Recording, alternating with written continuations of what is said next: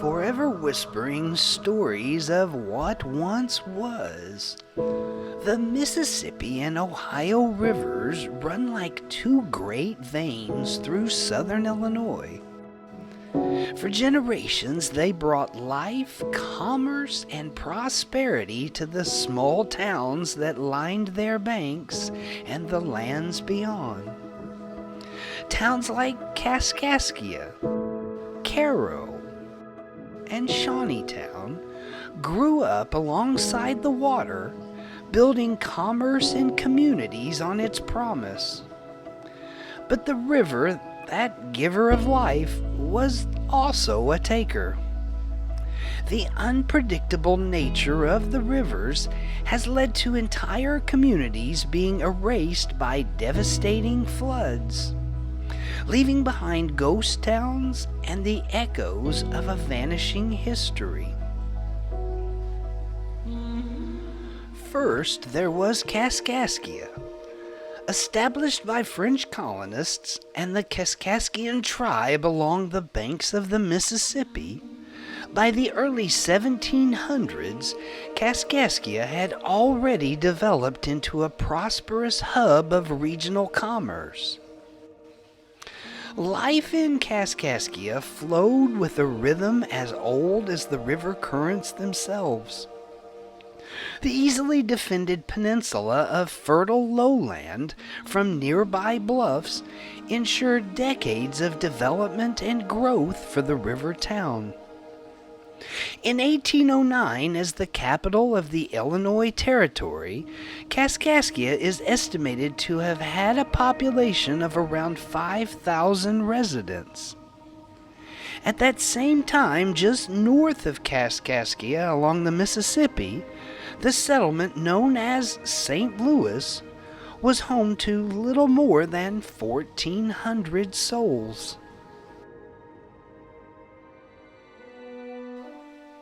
By the mid-19th century, decades of deforestation along the river, coupled with increased steamboat traffic, weakened the banks that kept the river contained. By 1818, as Illinois was gaining statehood, the new state capital of Kaskaskia was plagued by a series of devastating floods. With the state's population moving beyond the river and the quaint river towns, in addition to the unpredictable nature of the river itself, the decision was made in 1819 to relocate the state capital to the centrally located town of Vandalia, Illinois.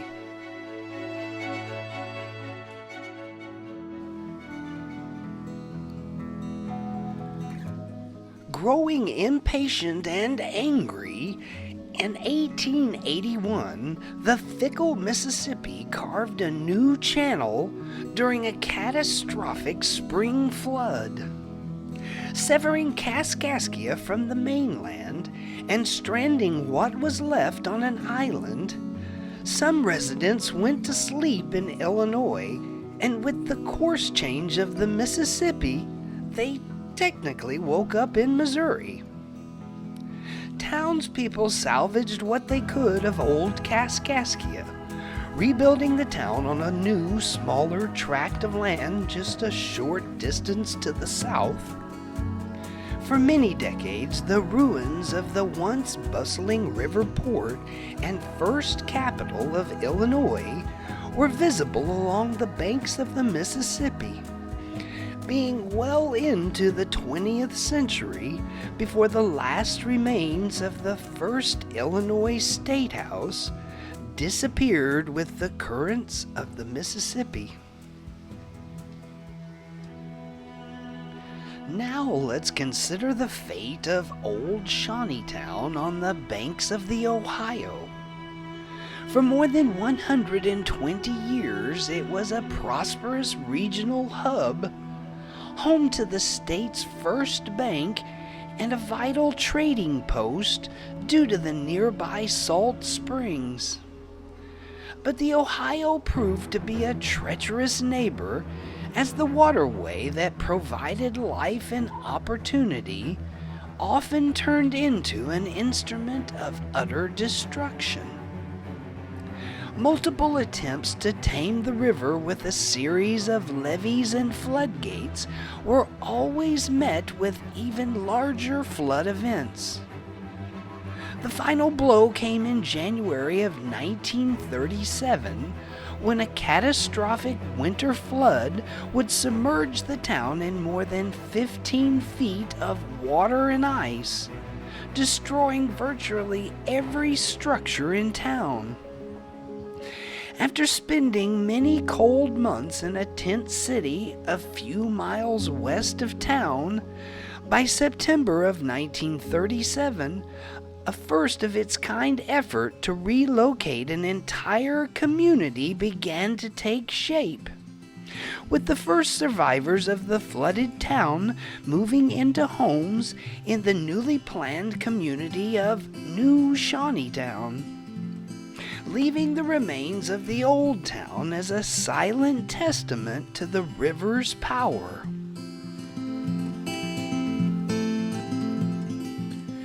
Explorers, adventurers, and artists have been documenting their travels since the earliest treks through the southern Illinois wilderness.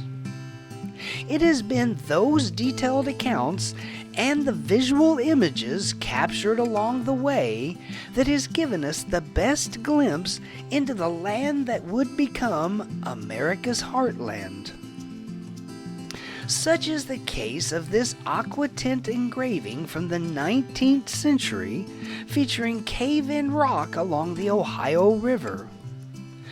Documented by artist Carl Bodmer in the spring of 1833, the infamous geographic formation along the Ohio was the place of legend even back then.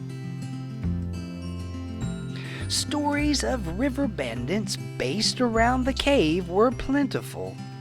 Lawless scoundrels taking advantage of weary settlers and sending many of them to a gruesome watery grave.